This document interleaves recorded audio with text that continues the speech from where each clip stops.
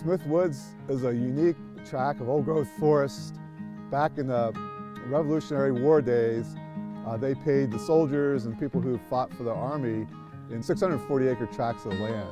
And this is one of those tracts of land that was given to the Halsey family. And for some reason, this 32-acre tract was not cut down. We're not really sure why that is. Most forests in New York State were cut at one time for logging.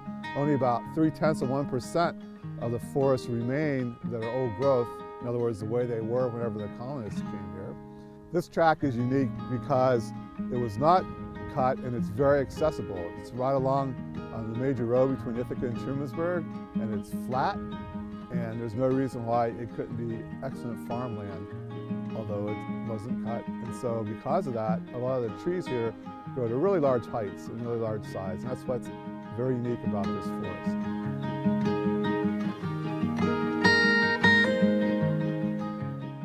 One of the ways we can tell that this was a forest that wasn't used for agricultural purposes is because the forest has numerous what we call these turn-up mounds, which are caused when a large tree falls, brings soil up with the roots, the tree rots but leaves a pile of soil in its wake.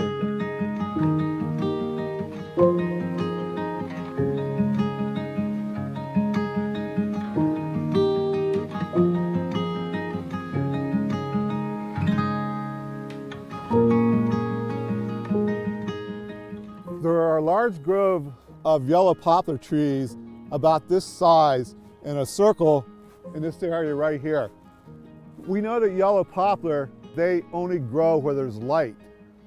And in this large circle, we can deduce that at one point, this was a lot more open than the surrounding area. The yellow poplars germinated and they all grew at the same time. So almost all these trees are the same size and the same age. They're about 130 years old. So more than likely what happened was 130 years ago, there was a big tree fell over, or somehow there was a light gap, maybe a little bit of a fire or something, and opened it up, allowed the light to come in, allowed the tulip trees to germinate and get started. They all grew, and then it got shaded again, and no more tulip poplars grew. So we only find 130-year-old trees here. We don't find young trees because it's too shaded now. Most trees in the forest require high light levels to germinate and grow and get started with their life cycle. But there are some tree species that can grow in low light. We call them shade-tolerant trees.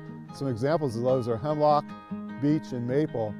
And it's not surprising that those trees end up being the dominant canopy species in these forests around here.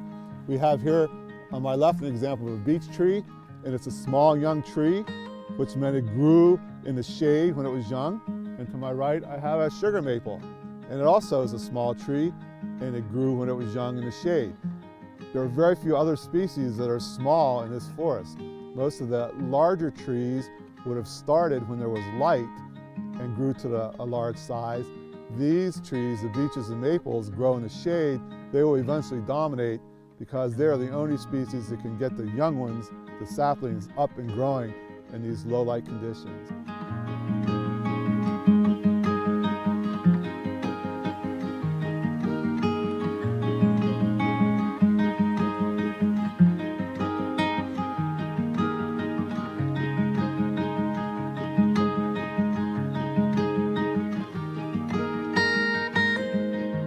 There are old trees in the old growth forest, but we also have trees that die and fall down and open up light gaps, which allow the recruitment of other light-loving species to invade and take over those light gaps. So right here, I'm standing in the middle of a light gap. A hemlock tree fell a few years ago, opened up this gap, and a lot of different species are growing here that we don't see in the normal forest floor. This will eventually be colonized by perhaps tulip poplar, black cherry, some of those light-loving species, and then after that, if it stays shaded, we'll see some germination of sugar maple and maybe some beech, and those will eventually come to dominate. And then we'll have another tree fall somewhere else, and that process will repeat itself.